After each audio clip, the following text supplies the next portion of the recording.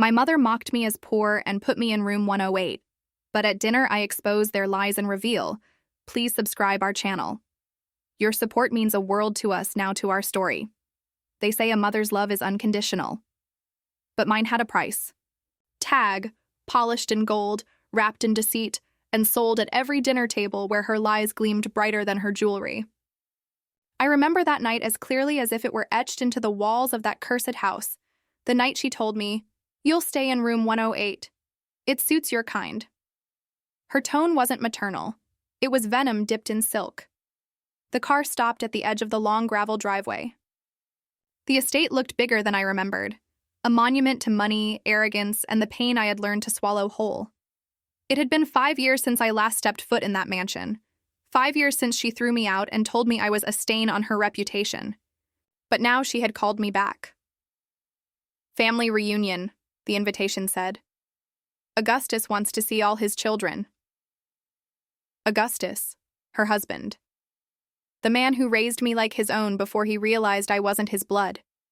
The man who used to call me son until she whispered poison in his ear. I stepped out of the car, clutching the single suitcase I owned. My hands were cold, my heart beat loud. The guards at the gate didn't even bother to hide their disdain. "Name?" one of them asked flatly. "Ezra," I said. "Ezra Ward." The guard smirked. "You're on the list. Room 108. Room 108. I didn't need to ask what that meant. Even the servants whispered about it. It was the smallest guest room near the basement hallway, where the old staff used to sleep. No view, no warmth, no luxury. Just 4 walls and a bed that creaked like a secret. When I walked into the main hall, she was standing at the top of the stairs. My mother, Dahlia Ward, dressed in emerald silk, dripping with diamonds that could blind you before her words ever did. "Ezra," she said sweetly, like venom in honey. "You came." "I was invited," I replied. "I didn't think you'd show up," she smirked. "But since you did, I hope you'll understand. We've assigned rooms based on status. The others have suites. You'll be in 108. Her voice carried through the hall, loud enough for the cousins, the uncles, the step-siblings to hear. A few of them chuckled. "Room 108? One whispered. "That's the servants' wing." Dahlia looked me dead in the eye. "Considerate. Poetic. You always wanted to live humbly, didn't you?" Every word was meant to bruise, and she succeeded. The door squealed when I opened it. The air smelled like dust and disuse. There was a small bed with an uneven frame, a single window facing the garbage yard, and a cracked mirror that reflected my hollow face. I sat on the edge of the bed, clutching my suitcase. My throat tightened, but I refused to let tears fall. She wanted to humiliate me, and I wasn't going to give her that satisfaction. But the memories, God, the memories. Her voice when she'd said, "You're not one of us." The way she told Augustus I was a burden from her past. The day she'd burned the only photograph of me and my real father, because it made her look weak. Weak. That was the word she hated most. And ironically, the one that described her perfectly. That evening, I forced myself to walk into the dining hall. The table gleamed under a chandelier that looked like a frozen waterfall. Crystal glasses, silver cutlery, and golden laughter filled the room. Laughter that died the second I walked in. "Oh," Dahlia said, pretending surprise. "You actually came out of your cave." I took the empty chair at the far end. The distance between me and the rest of them wasn't just physical. It was generational, emotional, poisonous. "Tell us, Ezra," my half-sister Celeste drawled, swirling her wine. "How's life, outside?" Her tone dripped sarcasm. "Still working those community projects? Still pretending you have a conscience?" I replied evenly. The room went silent. Dahlia's jaw tightened. Augustus cleared his throat but didn't speak. My mother forced a laugh. "Oh, darling, you'll have to excuse him. He always had trouble with manners. That's why we had to. Limit his opportunities." Limit my opportunities. That's how she phrased the fact that she'd stolen my inheritance. The fund Augustus had set aside for my education, which she rerouted into her charity foundation. But I smiled. "Don't worry, Mother. I've learned to survive on the leftovers." For a moment, her eyes flickered. Not guilt, not remorse, fear, just a shadow of it, gone before anyone else noticed. Later that night, I walked through the garden, the same place where Augustus used to tell me stories when I was 10. He had always loved me differently, softer, like he saw something my mother didn't. A quiet figure stepped out from behind the rose arch. Ezra? It was the housekeeper, Lydia. Her hair had grayed, but her eyes still held that same kindness. "I didn't think I'd see you here again," she said. "Neither did I admitted. She looked around, then lowered her voice. "Your father, Augustus, he's not well, and your mother, she's been hiding things. He wanted to see you before." "Before what?" She hesitated. "Before he changes the will." I froze. The will. Lydia sighed. "There's something you should know, but not here. Go to the study tomorrow morning. Look in the third drawer of the old oak desk. You'll understand." And just like that, she disappeared into the shadows, leaving me with nothing but the pounding of my heart. That night I couldn't sleep. The walls of room 108 groaned as if they were alive. Somewhere above me, laughter echoed. Her laughter. I stared at the cracked ceiling, my mind a whirlpool of anger, curiosity, and pain. What could Lydia mean? What was in that drawer? And why did my mother, the queen of masks, suddenly seem nervous? At 2 a.m., I sat up, heart thudding. I could hear footsteps outside, slow, deliberate, pausing by my door. The handle twisted. I held my breath. The door opened just enough for a shadow to slip in. Tall, still, familiar. Ezra. It was Augustus, but his face looked older, drained, almost ghostly. He stared at me for a long moment before whispering, "Don't let her destroy what's yours." And before I could speak, he was gone. I didn't sleep that night. Augustus's words looped in my head like a haunting refrain. "Don't let her destroy what's yours." His voice had been weak, trembling, but the warning carried a lifetime of regret. What was he talking about? What was mine that she had stolen? At sunrise, I slipped out of room 108 and crept through the hallway. The house was quiet, except for the distant clink of dishes and the low hum of the morning staff. My shoes made no sound against the marble floor. I had grown up here. I knew every creak, every blind spot in this labyrinth she called home. Augustus's study was at the end of the west corridor, the one with the portraits. Each painting was like a reminder of everything I wasn't. Dahlia's family, all smiling in oil and gold frames, while the single picture of me as a child had been removed years ago. The door to the study was locked, but the trick was still the same. Lift the handle halfway, jiggle the keyhole, and push. I had done it countless times as a boy when I'd sneak in to read his books. Inside, the air smelled of leather and dust. The curtains were drawn, and sunlight filtered through in thin, hesitant lines. The desk stood in the center, large, ornate, and carved with initials, A.W. I remembered Lydia's words. Third drawer of the old oak desk. My fingers trembled as I reached for it. The top drawer held nothing but stationery. The second, an old photo of me with Augustus fishing by the lake. I stopped, heart twisting, and then the third. Inside, there was a thick brown envelope sealed with red wax. My name was written on it, Ezra Ward. Below it, a note. "If you're reading this, son, it means you've come back." I tore it open. There were papers, legal documents, signed and notarized. My breath hitched as I read the header. Last Will and Testament of Augustus Ward. My name appeared multiple times, as beneficiary, heir, successor to the Ward Foundation holdings. I blinked, reading it again. It couldn't be real. For years, Dahlia had told me I wasn't even blood, that I didn't deserve a cent. But here, in black and white, Augustus had left nearly half the estate in my name, and below the signatures was a handwritten letter. It wasn't typed or formal. It was raw, emotional, almost desperate. "Ezra, if you're reading this, know that I loved you as my own. You were the only light in this house. I wanted you to have what's rightfully yours. But Dahlia found out about the will. She forged a new version without my consent. I'm keeping this copy hidden here in case she tries to erase you. She's done worse before. Don't trust her. Don't trust Celeste. When the time comes, reveal the truth. But do it where her mask can't survive. At dinner. Your father, always. Augustus. My hands went cold. She'd forged his will. She'd erased me. And now, the truth was sitting right here in my hands. The very thing she'd tried to bury. But there was more. Another envelope tucked behind it. Smaller, sealed with tape. On it, scrawled in Lydia's handwriting, "You'll need this when the lights go out."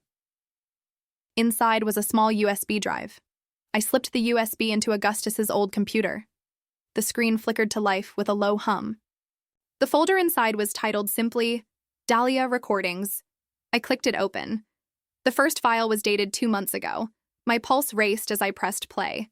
Augustus, weak voice. Dahlia, you can't keep doing this. It's fraud. Dahlia, coldly. It's not fraud if no one finds out, darling. Augustus, he's still my son. Dahlia, he's not your blood. He's the result of my mistake, and I won't let him take what's mine. Augustus, yours? You built none of this. Dahlia, sharply. I built your reputation. I made you respected. Without me, you're just an old man with a guilty heart. I froze. Her voice was sharp, cruel, the voice I knew too well. And then another clip. Dahlia, destroy every copy of that will. If Ezra ever comes back, he'll get nothing. Augustus, you'll ruin him. Dahlia, he ruined me the day he was born. I felt the blood rush to my ears. My hands shook so hard I almost dropped the mouse. I paused the video and stared at the screen. So it was true. Everything I'd feared. She'd hated me from the beginning. The door creaked. I turned, too late. Dahlia stood in the doorway, her silhouette sharp against the morning light. Looking for something, darling? I quickly shut the laptop, but she had already seen it. Her eyes flicked to the open drawer, the papers, the envelope. Her lips curled into a smile that could slice glass. Oh, Ezra, she said softly, still rummaging through other people's things. Other people's things? I echoed. You mean my father's will? Her smile faltered for a split second, then returned, brittle and forced. I don't know what you think you found, she said, stepping closer. But that document isn't valid. Augustus was ill, confused. He signed many things he didn't understand. Funny, I said. He seemed pretty clear in his recordings. The color drained from her face. What recordings? She whispered. I leaned back, crossing my arms. The ones on the USB drive you didn't know existed. The ones where you confess everything. Fraud, forgery, theft. Her mask cracked. For the first time in years, I saw fear in her eyes. Real fear. You wouldn't, she said, voice trembling slightly. You wouldn't dare expose your own mother. I stood up, walking toward her slowly. You stopped being my mother the day you laughed while they dragged me out of this house. Her breath hitched. And for a moment, just a moment, she looked human, vulnerable. Then it was gone. Dinner is at 8, she said stiffly, turning away. Try not to embarrass yourself again. And with that, she left. But she didn't realize one thing. She had just confirmed everything I needed. The day passed in a haze of tension. Servants whispered, doors slammed, and Celeste strutted through the hallways like she owned the place. At one point, she stopped me near the staircase. Still trying to win Mommy's approval? She sneered. You should know better. Some of us are born into privilege. Others are guests, I smiled faintly. Guests don't usually own the house, Celeste. You might want to check your facts before dinner. She frowned, confused. But I walked away before she could respond. I spent the afternoon preparing. Copied the files onto my phone. Printed a few key documents. Tucked them neatly into an envelope marked Truth. And then I made one quiet phone call. To the family lawyer. The one who had been loyal to Augustus for 20 years. Mr. Grayson, I said quietly, tonight I'll need you to join us for dinner. Bring a copy of the real will, the one you notarized. And the audio files I just sent you. There was a pause. Then his calm, steady voice. I was wondering when you'd call, Ezra. Augustus told me this day would come. By evening, the mansion glowed with gold and laughter again. The dining table sparkled, filled with the scent of wine and roasted meat. Dahlia sat at the head, elegant as ever, pretending nothing was wrong. Celeste and her husband bragged about their investments. Uncles discussed business. Augustus, pale, silent, distant, sat beside Dahlia, his eyes glassy. And I sat quietly at the far end again, my mind razor-sharp. When the butler poured wine into my glass, I caught Augustus's gaze for a brief moment. He blinked twice, slow, deliberate. It was the same signal he used to give me when I was a child, before telling a secret. He knew, he remembered. Dahlia clinked her glass. "Before we begin," she said sweetly, "I'd like to make a toast. To family, to loyalty, and to knowing one's place." Laughter rippled through the table. I smiled. "I'd like to make a toast, too." The laughter died. All eyes turned to me. I rose slowly, holding my glass. "Let's toast," I said softly, "to truth." Dahlia's smile froze. Celeste raised an eyebrow. I continued, voice calm but loud enough for everyone to hear. "Some people believe truth can be buried under money and lies. That if you humiliate someone long enough, you erase their worth. But sometimes, truth waits, in drawers, in files, in voices of the dead." The room went still. "What are you implying?" Dahlia asked coldly. I looked straight at her. "I'm not implying. I'm revealing." And before she could react, I placed my phone on the table and hit play. Dahlia's voice, recording, "Destroy every copy of that will. If Ezra ever comes back, he'll get nothing. Augustus, you'll ruin him. Dahlia, he ruined me the day he was born." Gasps erupted around the table. Celeste's fork clattered onto her plate. Dahlia's face drained of color. "Turn that off," she shouted. But I didn't. "Augustus, recording. He's still my son. Dahlia. Not anymore." And then, silence. Every eye turned toward Augustus. He looked up slowly, his voice trembling. "She forged my will," he said quietly. "The real one is with Mr. Grayson, who incidentally has just arrived." The door opened. Mr. Grayson walked in, holding a file. Dahlia staggered to her feet, eyes wild. "You planned this," she hissed. "You think you can humiliate me?" I leaned forward, my voice calm. "No, Mother. I'm not humiliating you. I'm exposing you." For a moment, the room was silent. Not a breath, not a sound. Just the soft hum of the chandelier and the thunder of my heart. Dahlia stood at the head of the table, her hand trembling around her wine glass. The red liquid shimmered under the light, like blood ready to spill. "Mr. Grayson," Augustus rasped, voice unsteady but firm, "would you do the honors?" The lawyer nodded, his old leather briefcase clicking open.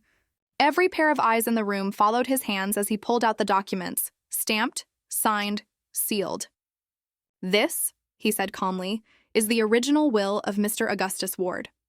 Notarized under my supervision, dated 3 years ago, and unaltered." He placed the folder on the table, right in front of Dahlia. Her perfectly manicured hand hovered above it but didn't touch. Her mask was slipping. You could see the panic flickering behind her eyes, the dawning realization that everything she'd built on lies was beginning to collapse. Celeste's voice broke the silence. "Mother, what's going on?" Dahlia didn't answer. Her lips parted, but no words came out. So I did it for her. "She forged Father's will," I said, my voice calm but slicing through the air like a blade. "She erased my name, my existence, and claimed the estate for herself and her darling daughter. That's absurd." Dahlia snapped, but it was too late. The evidence was already out there. Her tone cracked halfway through the word absurd, and everyone heard it. Mr. Grayson slid the real will across the table. "Here are the signatures, along with a certified audio record of Mr. Ward reading its contents aloud. If anyone doubts its validity, we can verify it against his voice." I didn't even need to look at Dahlia. I could feel her breaking. Celeste slammed her hands on the table. "You mean we've been living on his inheritance?" Her voice was trembling. "All this time you told me he was a nobody. That he didn't deserve—" "Enough!" Dahlia roared, but her voice cracked mid-shout. The mask had shattered. The polished, graceful matriarch was gone. What remained was something raw, something feral. She turned toward me, her expression twisting into something I'd only seen once before, when I was a child and she'd found me playing with Augustus's watch. "You ungrateful little parasite," she hissed. "You come into my home, you eat my food, you wear my name, and this is how you repay me?" "Your home?" I asked quietly. This was his home, and you? You've just been a guest wearing a crown that didn't belong to you. Her face turned white. Augustus coughed, a rough rattling sound that made everyone turn. He was gripping the edge of the table, pale and shaking. Dahlia, he said weakly, I let you control everything because I thought I owed you. I thought you'd changed. But you haven't changed. You've poisoned this house. Dahlia froze. That was the one thing she could never stand, his disapproval. Her lips trembled as she turned toward him. I did it for us, she whispered. For our family. No, Augustus said softly. You did it for yourself. Then it happened. In one violent motion, Dahlia reached for the wine bottle and hurled it against the wall. It shattered, red wine spraying across the white wallpaper like blood splatter. Gasps erupted around the table. You all think you're better than me, she screamed, eyes darting wildly between us. You think he loved you more, Ezra? You think you deserve this house, this name? I made him who he was. I saved him when he was nothing. I stood up, voice steady. And you destroyed him when he was everything. She lunged toward me. For a split second, I thought she was going to strike me, but Augustus, frail as he was, pushed himself between us. His trembling hands reached out, catching her wrist mid-swing. Enough, he cried. Not again. That broke her. She froze, her chest heaving, and for a heartbeat she looked small, like a ghost of the woman she used to be. The staff had gathered near the door, whispering. Celeste was crying silently. And I, despite everything, felt no satisfaction. Just a strange, hollow ache. Mr. Grayson's calm voice filled the silence. I'll be filing the valid will with the probate court in the morning. Mrs. Ward? Any attempt to contest it will result in criminal investigation, given the audio and written evidence of forgery. Dahlia's eyes went wide. You can't do this, she whispered. You can't take everything from me. I looked at her then, really looked at her. The woman who had spent her life building walls out of lies. And for the first time I saw what she feared most. Irrelevance. I'm not taking anything from you, I said quietly. You took it from me. I'm just taking it back. She stared at me for a long moment. Then slowly she laughed. Not a laugh of humor, but something sharp, broken, almost unhinged. You think you've won, don't you? She said. You think you can just waltz in and fix what I built. But you'll see, Ezra. This family, this name, it ruins everyone who touches it. Her words lingered, heavy and cold. Then she turned, heels clicking against the marble, and stormed out of the room. The door slammed behind her. Dinner ended in chaos. Celeste refused to look at me. Uncles whispered to each other. The servants avoided my eyes. But none of that mattered. Augustus slumped in his chair, exhausted, but there was peace in his eyes. When I knelt beside him, he reached for my hand. I knew you'd find the truth, he said softly. You were always the only one brave enough to see through her. Why didn't you stop her? I asked. He smiled weakly. Because I loved her once. And because I thought I could protect you by staying silent. I swallowed hard. She said I ruined her the day I was born. He squeezed my hand gently. You saved me the day you arrived. Never forget that. We sat in silence for a long moment. Then he looked at me, really looked at me, and whispered, Promise me one thing. Don't let this house turn you into her. I nodded. He smiled faintly. Good. Then it's yours now, son. By morning, the police were waiting at the gates. Dahlia had tried to flee, packing jewelry and cash into her car before dawn, but Lydia, loyal as ever, had seen her and made the call. The officers escorted her out while cameras flashed beyond the gates. She didn't look at me when they took her away. She just kept staring straight ahead, face blank, eyes hollow. Celeste followed her to the car, crying. But even she didn't look back. I stood on the balcony, watching them disappear down the long driveway, feeling nothing but the soft chill of the morning wind. Inside, Augustus sat in his study, wrapped in a blanket. When I walked in, he looked up with tired eyes. She's gone, I said. He nodded slowly. She'll always be gone, Ezra. Some people never come back from the lies they build. There was a long silence between us. And then he whispered, almost to himself, Now maybe the house can breathe again. A week later, Augustus passed in his sleep, peacefully, quietly, like a man who'd been waiting his whole life for redemption. Among his things, I found one last envelope addressed to me. Inside, a letter written in his fragile handwriting. Ezra, if you're reading this, I've finally found peace. I wish I could have given you more. More love, more guidance, more time. But I want you to know this. Blood doesn't define family. Truth does. And you've proven that courage still runs in the ward line. Build something new from the ruins. Something honest. Your father always, Augustus. I folded the letter and placed it back in the drawer. The house felt different now, quieter, lighter. The ghosts had finally stopped whispering. The ward estate was transformed. The opulent chandeliers still hung above the marble floors, but the air had changed. The walls that once echoed with secrets now held laughter and purpose. I'd turned part of the estate into a rehabilitation center for kids who'd been abandoned like I once was. The old study was now a library. The dining hall where the lies had been exposed was used for community dinners. Sometimes I'd walk through the corridors and still expect to hear Dahlia's heels tapping against the marble. But all I'd hear was the distant sound of children playing in the courtyard. Celeste never returned. I heard she moved abroad, living off what little Dahlia had hidden away.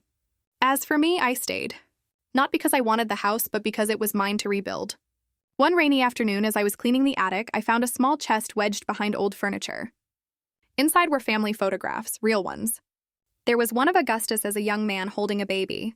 On the back, written in fading ink, Ezra, my son. And another photo of Dahlia holding the same baby. Her smile was real then, soft, human. For the first time, I realized maybe she hadn't always been the monster she became. Maybe she'd just lost herself somewhere between ambition and fear. I placed the photo on the mantel beside Augustus's portrait. Every year on the anniversary of that dinner, I gather the staff and the children around the same table. We raise our glasses and I make the same toast. To truth, I say softly, smiling. But this time it's not bitter. It's not revenge. It's peace. Because I finally understand what Augustus meant when he said, reveal the truth where her mask can't survive. He didn't just mean at dinner. He meant in life.